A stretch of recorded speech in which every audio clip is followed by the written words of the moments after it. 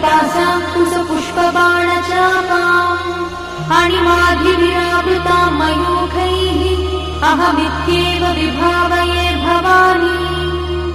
ध्यायेत् पद्मासनस्थां विकसितवदनां पद्मपत्रायताक्षी हेमाभां पीतवस्त्रां करकलितलसद्देव पद्माम्बराङ्गी सर्वालङ्कारयुक्तां सततमभयदां भक्तनम्रां भवानी श्रीविद्यां शान्तमूर्तिं सकलसुरन्तां सर्वसम्पत्प्रदात्री